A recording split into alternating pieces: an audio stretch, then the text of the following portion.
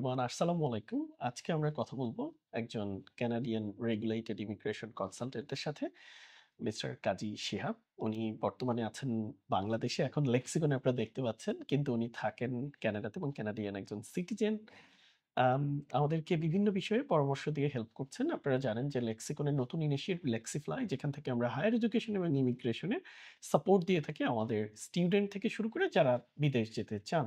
তো সেক্ষেত্রে খুব গুরুত্বপূর্ণ একটা ইনফরমেশন ওনার কাছ থেকে জানবো এবং ওনার মুখ থেকে শুনবো। হায়ার স্টাডিজের জন্য যে ডকুমেন্ট, এগুলো কি কি লাগে এবং এর একটা চেক লিস্ট আপনি যদি আমাদেরকে বলে দিতেন। ওকে, ধন্যবাদ। আমি বলব কেউ যদি হায়ার স্টাডিজে যেতে চায়, প্রথমে যে জিনিসগুলো তাকে জানতে হবে সেটা হলো যে প্রয়োজনীয় যে ডকুমেন্টগুলো আমার আছে দরকার, সেটা কি আমার আছে কিনা।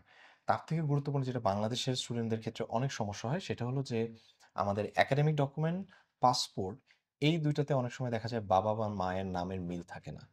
সো এটা খুব ইম্পর্টেন্ট জিনিস। আমি বলব যে যদি কারো এই সমস্যাটা থাকে, এই সমস্যা যেন না থাকে এবং সেটা সলভ করার জন্য যা ইনিশিয়েটিভ নেওয়া দরকার সেটা নেওয়া উচিত।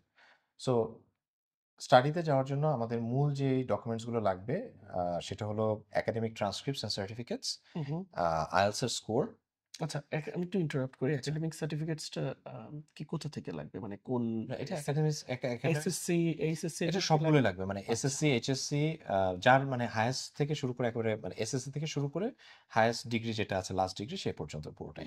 তবে এখানে মেজর একাডেমিক ডিগ্রিটাই আমি বলবো যে ফোকাস থাকবে, প্রফেশনাল সার্টিফিকেটস গুলো আমি বলবো এখানে ইনক্লুড না করার জন্য। সো একাডেমিক ডকুমেন্টসের পর এরপরে আইএলটিএস এর স্কোর, যেটা টিআরএফ আমরা বলি, টিআরএফটা প্রয়োজন হবে।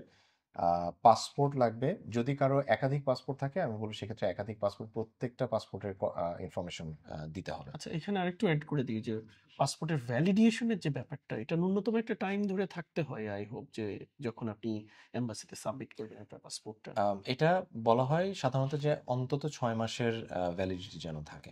সো সেক্ষেত্রে যাদের নাই, আমি আশা করব যে আপনাদের রিনিউ করে নিতে যত বেশি দিন থাকবে এটা বেটার।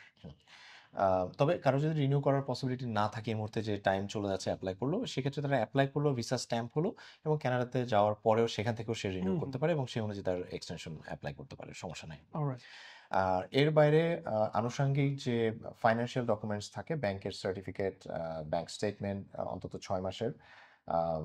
এছাড়া বলবো যে যদি কারো অ্যাসেট দেখান কান্ট্রিটার জন্য, সেই অ্যাসেটের যেসব আনুষঙ্গিক ডকুমেন্টসগুলো লাগে, সেগুলো অবশ্য এক একজন স্টুডেন্টের সিচুয়েশন অনুযায়ী সেই ডকুমেন্টের প্রয়োজনীয়তা হয়তো একটু ভিন্ন হতে পারে।